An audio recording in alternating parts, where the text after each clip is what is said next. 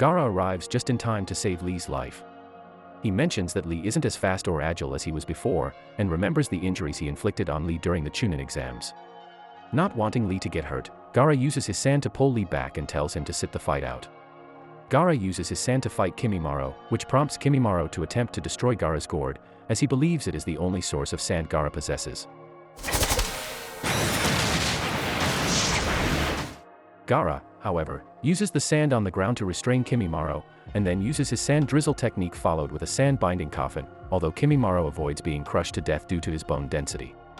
Gaara decides to use his sand waterfall funeral to attempt to crush Kimimaro again, though by activating his cursed seal, Kimimaro survives the attack. Calling upon a greater amount of sand, Gaara uses his quicksand waterfall flow to create a sand tsunami, and then uses his sand waterfall imperial funeral technique that not only smothers Kimimaro but levels the terrain as well. To both Gaara and Kimimaro's surprise, the latter survives the attack. Gaara mentions to Lee that Kimimaro's eyes remind him of Sasuke's, claiming that both eyes are that of a person who seeks to find the purpose of their existence. Stuck within the sand, Kimimaro reminisces on how he was raised in the darkness, imprisoned in a cell because of his Kekkei Genkai, only being let out to fight.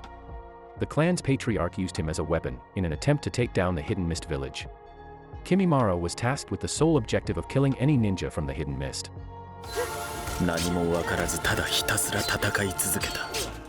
After killing all of those in his way, Kimimaro discovered that the entire Kaguya clan has been slaughtered as well. Feeling lonely and without a purpose, Kimimaro wandered on his own, until he was found by Orochimaru, who took him in. Kimimaro believes that his sole purpose in life is to protect Orochimaru and his goals, hence why he hasn't died yet. Going into the second state of his cursed seal, Kimimaro breaks free of the sand, and lunges toward Gaara and Lee. Meanwhile, Naruto continues to chase Sasuke in an attempt to convince the former Leaf Ninja to return to Konoha. Kimimaro manages to tackle Gaara, whose sand cushions his fall. His armor of sand also absorbs the damage of Kimimaro's strike. Lee decides to use this opportunity to perform an attack behind Kimimaro, though Kimimaro is able to avoid it and nearly kills Lee in the process, but Gaara manages to save him. Realizing that in his current physical state that he is nothing but a burden, Lee relents and allows Gaara to fight alone. Kimimaro pulls out his spine and uses it to restrain Gaara. He then transforms his right hand into a bone drill, in an attempt to bore through Gaara and kill him.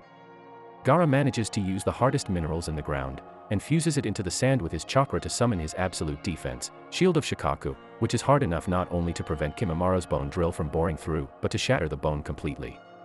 Gaara realizes that Kimimaro's technique is a Kekkei Genkai, and Kimimaro tells him that it is a trait that belonged to the Kaguya clan, and that he is the last of the clan.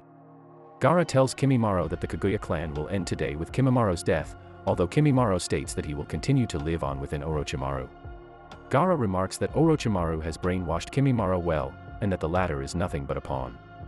Almost depleted of his chakra, Gaara dispels his shield of Shikaku, while also using the sand around him to release himself from Kimimaro's spine grip.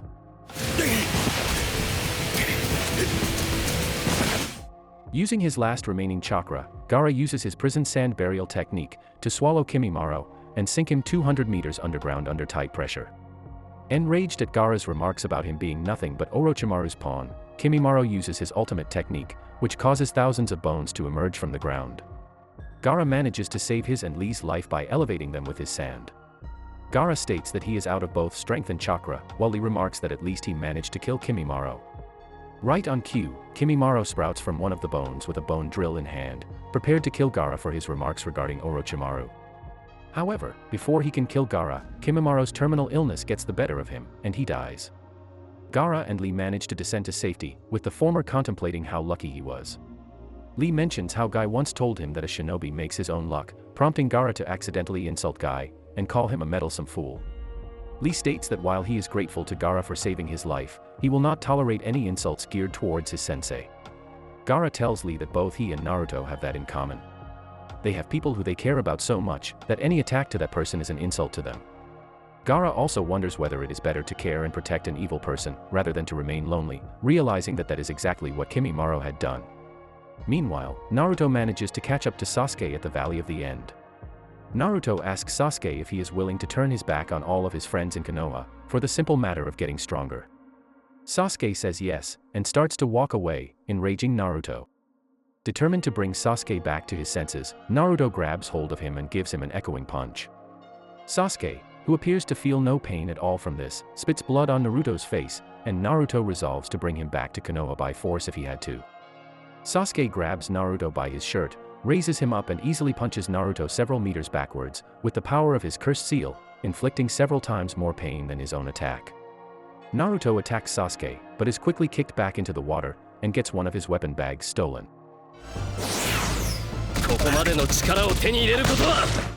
He creates some shadow clones, which are easily defeated by Sasuke. Naruto tries throwing shuriken from a distance, but is no match for Sasuke's superior skill with the tools. Using the wire strings from Naruto's bag, Sasuke traps him, tying him up to a rock skillfully, and ignites the wire with flames, scorching Naruto with a burst of fire. Naruto rises from the flames unharmed, and hits Sasuke's face, but to Naruto's surprise, he acts unharmed, which intimidates Naruto. Naruto lands several blows on Sasuke's face, but even as his blood falls to the ground, he remains the same. Sasuke laughs, and tells Naruto that he's not even using his Sharingan. Angered, Naruto attacks again, but is blocked and pushed off of the top of the statue. Both falling off, Sasuke ruthlessly beats Naruto to the ground easily, where he stays down and tosses the bag of ninja tools to where Naruto lies. Sasuke begins to remember his childhood, and his reasons for becoming obsessed with power. Sasuke's childhood was spent living in his brother's shadow. Being the prodigy of the clan, Itachi received all the attention from their father, leaving Sasuke to live his life trying to earn his father's recognition. Itachi, aware of Sasuke's efforts, did what he could to redirect some of their father's attention to Sasuke, but saw little success. In time, the members of the Uchiha clan began to suspect Itachi of being a murderer, and Itachi started openly attacking and disrespecting the clan. Naruto rises from Sasuke's attack and taunts him to use the Sharingan. Naruto creates shadow clones to fight him, but they're taken care of in a matter of seconds. Sasuke then uses the Great Fireball technique.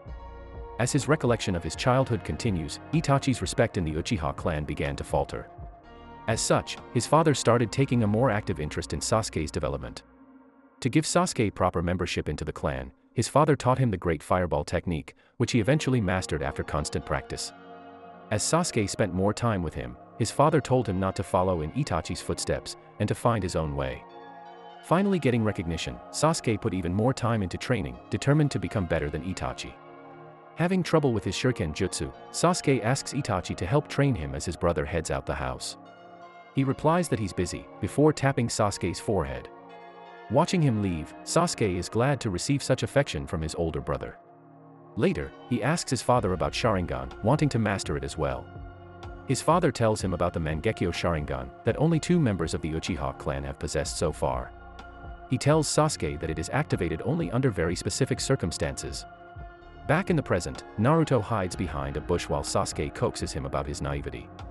He lands multiple punches and a final crushing blow to Naruto's ribs, before he's plummeted into the water beneath them. Thanks for watching. Stay tuned for the next episode. Have a great day.